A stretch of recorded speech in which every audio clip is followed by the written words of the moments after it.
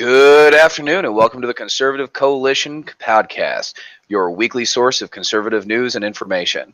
I'm Cody. This is my co-host Philip. Howdy. I'm enjoying those leftist tears. And on the mic we have Connor. Hello, everyone. Today we are going to be talking about the Roseanne incidents as well as the New York Times reporter joining in.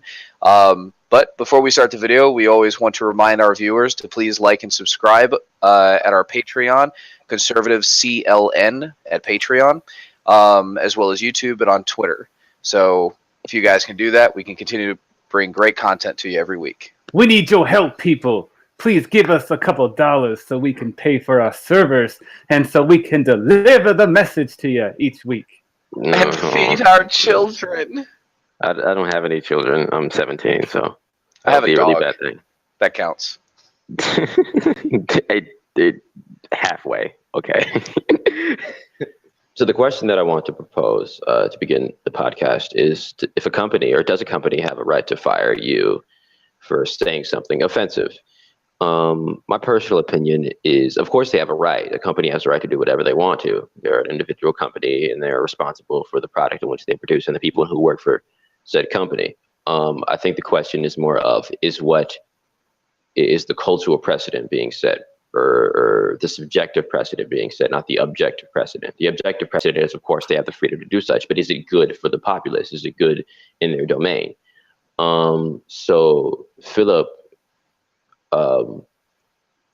recently, as we all know, the tech writer, she was a tech writer on The Verge, and now she's on the editorial board of New York Times, Sarah Jeong.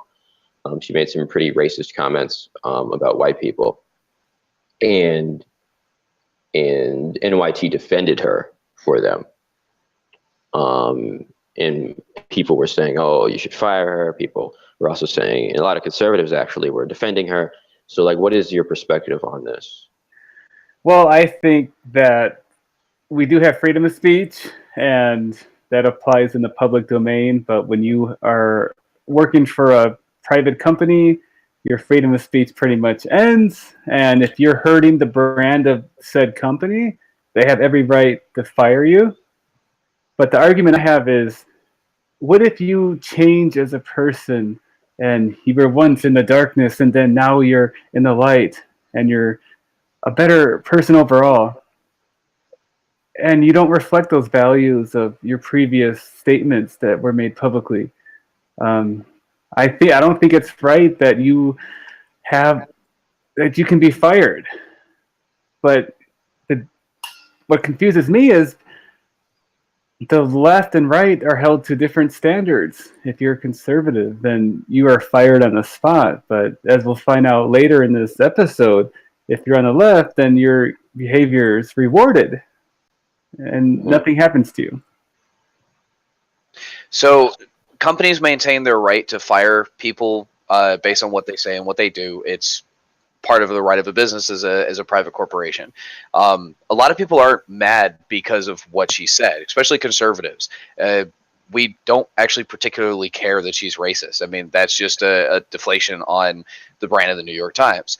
But when the New York Times slams conservatives, for example, like Roseanne, for saying one thing that was just kind of off the track, and then they come back, and then specifically the New York Times defended her, and they came out and they gave an official statement. They said, we hired Sarah Jeong because of her exceptional work that she's done. Her journalism and the fact that she's a young Asian woman have made her the subject of frequent online harassment. She's not being harassed because she's Asian. She's being harassed because she's racist, for one. For a period of time, she has responded to that harassment by imitating or the rhetoric of her harassers. The Times said in the statement that she regrets it and the Times does not condone it. Okay, two wrongs don't make a right. Anybody familiar with that statement? Just because I walk up and I punch somebody doesn't mean that I should, punch back and then so on and so forth. And they don't condone it, but they're not going to fire her and they're defending her. So which is it? You can't say that, well, what she did is a bad thing, but at the same time say, well, she's okay to say that. Yeah. Yeah. So, but conservatives are saying, and I think most of us are in agreement with this, that it's going to blow over. It's going to be forgotten about because, again, no one really cares what she said. It's more the fact that every single time something like this happens, the left has a extremist double standard. If you're on the right and you say something like this, you're never going to work again. If you're on the left and you say something like this, they're going to put a halo on your head and parade you around like a freaking hero. With that being said, what does this mean for the overall bias of the New York Times? Well, we're kind of already seeing that play out. Connor, what do you think on this?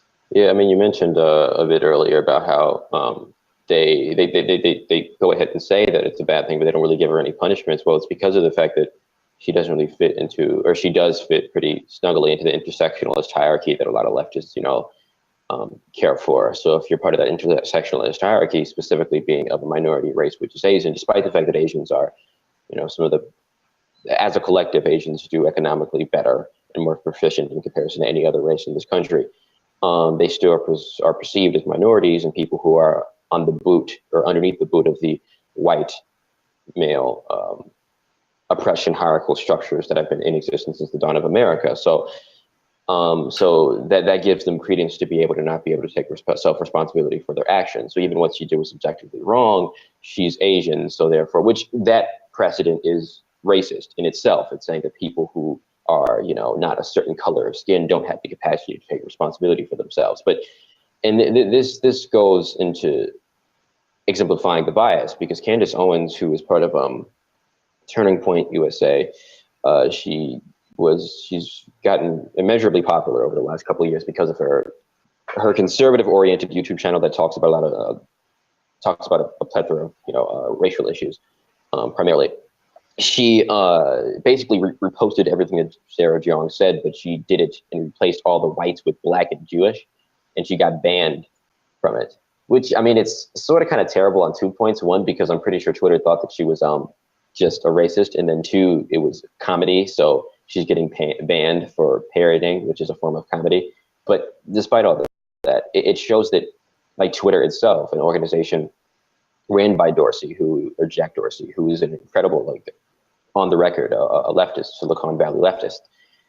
These organizations really don't have the intuition or the inclination to want to protect free speech at its most sacrosanct level. They protect personally what they feel to be hate speech and what they feel to be offensive. And a lot of that tends to be anti-conservatism because of the fact that a lot of people who work for these organizations are, in fact, not conservative. Folks, if you want a good example of the bias on social media, then this is clearly it. Liberals say a bunch of crazy things all day long and they never get penalized for it, and it's sickening. But someone on the right tries to parody a statement by an extreme far leftist, she gets banned. That's not fair at all.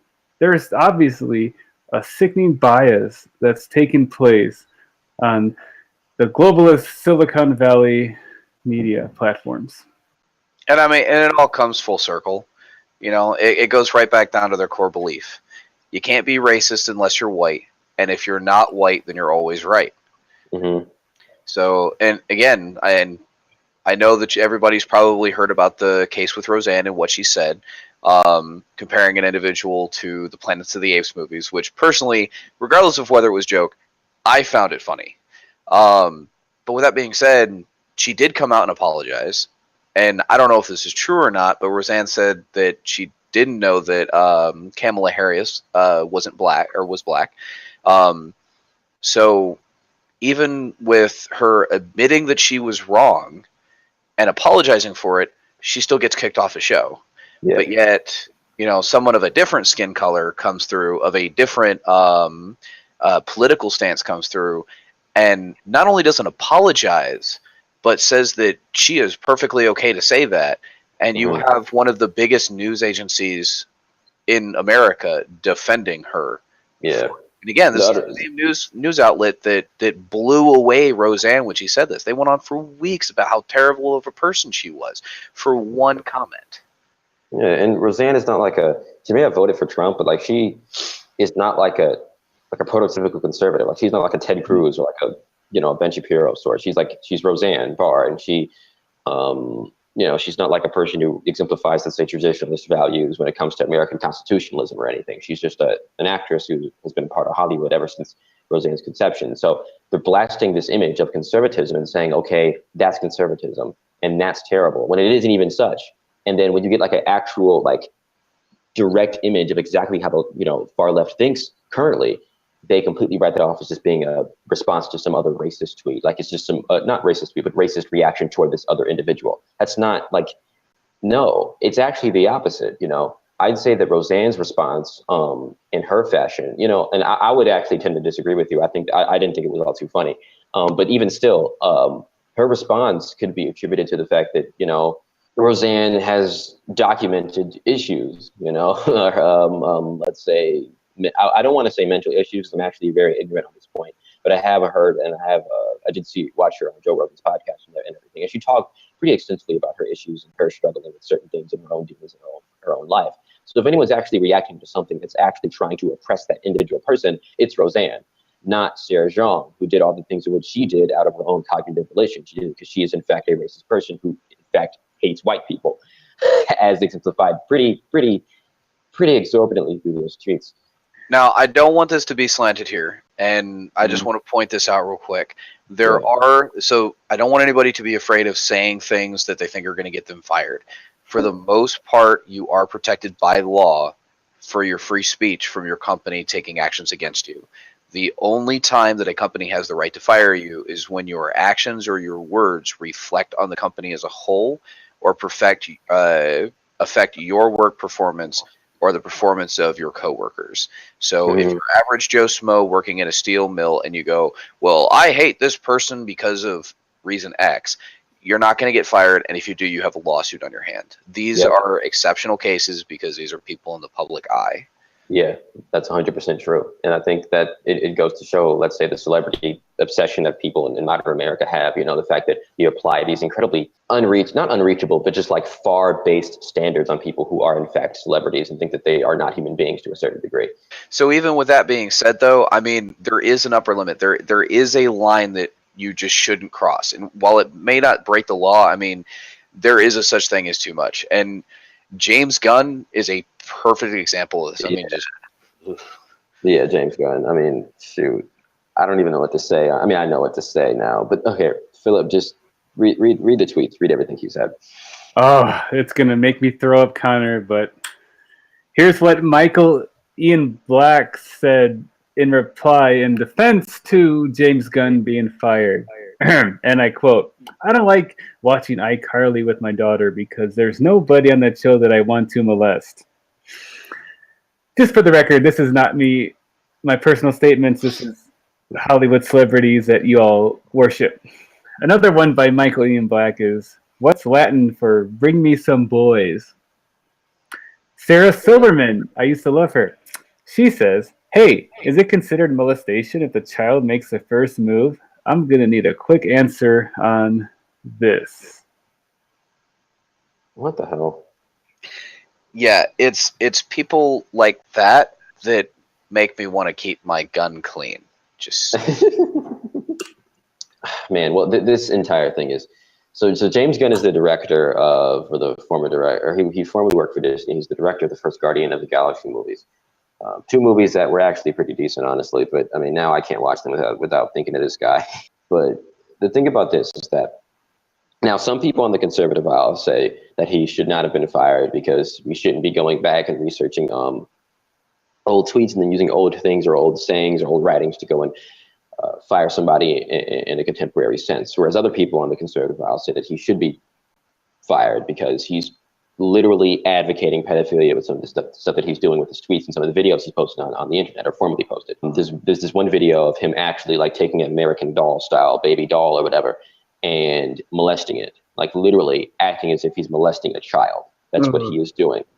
And he made other tweets about having sex with children. He made this one joke where he said, I think like 500 prepubescent girls sing, and it was a link to like this video where like all these girls, these like teenage girls, were just singing this some insignificant, safe song, I'd say. And it wasn't really funny. It just seemed really sick to me.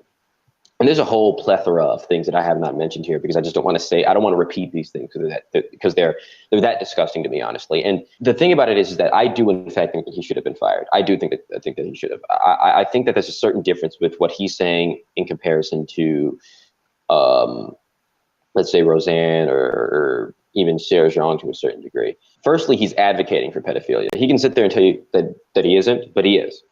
Like with the purveying of these specific ideals that are talking specifically about pedophilia, like this is not like him just joking around. Now, you have to go into James Gunn's history to understand exactly why he would make such jokes, right? James Gunn was a former director in like this movie stylistic series called Trauma, right? And Trauma is like this type of filmography that is incredibly like sick and twisted. They make a lot of like really like dirty and very nasty lowbrow humor about certain things. They also make other parodies of certain popular movies like Romeo and Juliet. I think his first film was a Trauma version called Tromeo and Juliet, where I mean it was just Romeo and Juliet, but just stretched to its utmost insane, sick capacity, honestly. And I think what caught me about this is that he made these jokes back in 2009 where he was still like up and coming. So, and there's like this whole slew and plethora of different people who are in this industry who were responding back to him as well. The thing about it is that he didn't actually delete these tweets until he got caught for them. These tweets were on his profile until he had to go and start deleting them, like 2,000 by the dozen, when he got exposed for the person who he was. Now, this is different. This is incredibly different than, let's say, a journalist who wrote some stupid nonsense in the past and hates it. Like, let's say the Joy Reid thing that happened a couple months ago. She denounced all the things in which she said. Let's say there was a journalist who wrote some completely idiotic things, but then apologized for them, let's say a couple years after, without any actual public scrutiny for them. Or they got very minimal public scrutiny and they apologized for them because they've changed. Right? James Gunn didn't actually apologize until he got exposed. For the sick pervert who he in fact is. That's different. You know, it shows that he didn't actually care that these things were measurably wrong. He's only doing this to in fact save face. And that is very bad for the company of Disney. Disney is trying to make kids movies, Marvel kids movies. And these jokes were not just merely jokes, they were exemplifications of his artistic expression, right? When you think of James Gunn and you look at his entire movie making history, you think of Trauma, you think of these jokes, you think of these people, right? It isn't like he's just making some insignificant jokes with like his friends at a bar. Like this is stuff he put out there in the public sphere as, like I said, an exemplification of his art of comedy per se, or horror, or whatever the heck he made.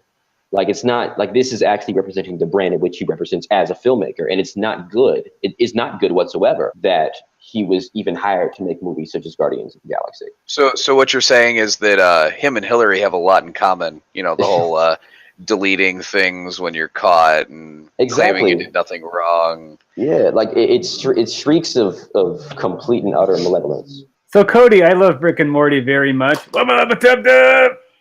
But I heard there's also some controversy with my two showrunners. Yeah, I mean, how do you know they're not going to get canceled next?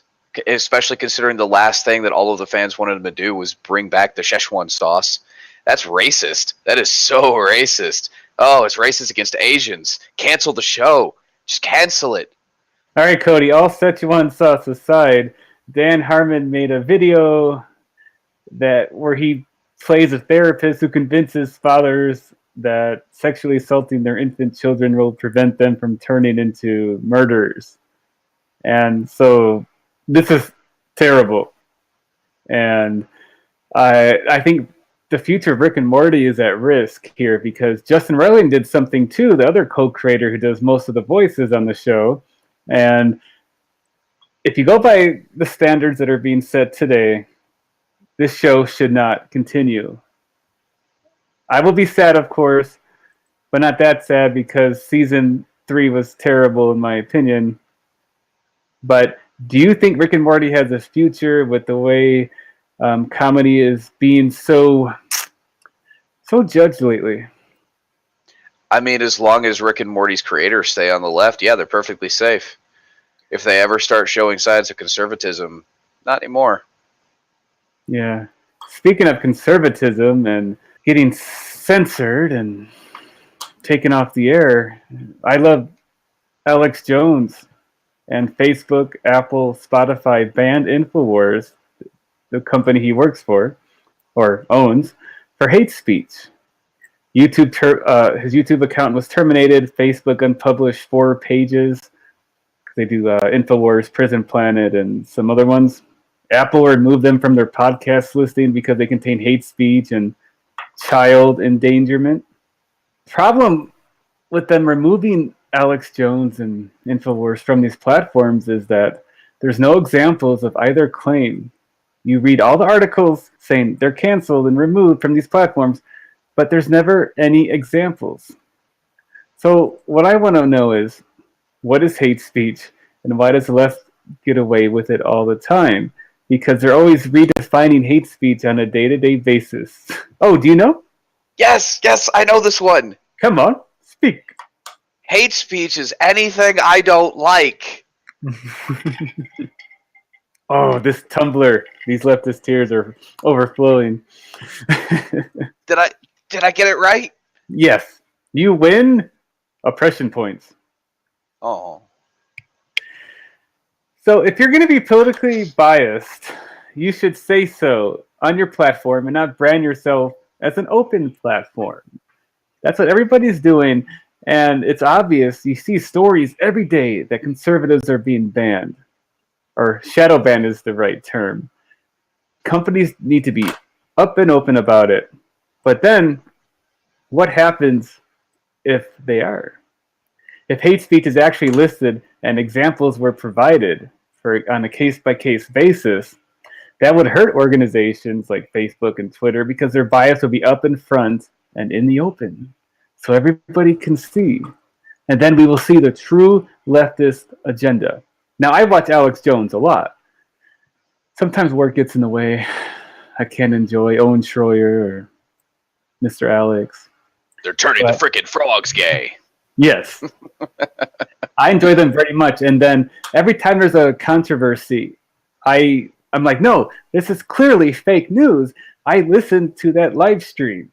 Everything was taken way out of context. And Alex is innocent. And when he wins all these lawsuits that are against him, like in Sandy Hook and some other defamation and libel cases, the public's going to know that they're right. Now, sometimes they do go too far at Infowars with conspiracies. But if you go to them as a news source, they have very honest reporting, and they have a good perspective on how it plays into a bigger picture. And he's mostly right. Alex is mostly right with his conspiracies. And I find him humorous and very informative. Cody, do you love Mr. Alex Jones? On certain days, yeah. I get a kick out of a lot of what he says. There are just some things about that guy, though, that are just so over the top. And to be completely honest, it just makes me love him more because every time I hear something crazy out of his mouth, I know it just trolls the left even harder. Yes. The passion that he has is passion that I wish I could have one day about anything. And he is speaking from the heart and soul into your minds. And I strongly believe in their slogan, if you are listening to this transmission, you are the resistance. But Cody, Connor, thank you all today. I hope we really uncovered the bias on the left in the media. And please like, share, and subscribe our videos. And support us on Patreon. Yeah, because we need your money, people. Puppy dog. Come here, Jack. Come here. You guys are going to see my dog because... Come here. Because he needs to be fed. Yes. If you don't donate to us, Jack is going to starve. Jack, and then I'm going to eat him because I'll be starving too. Feed these people. Support them. And stay American.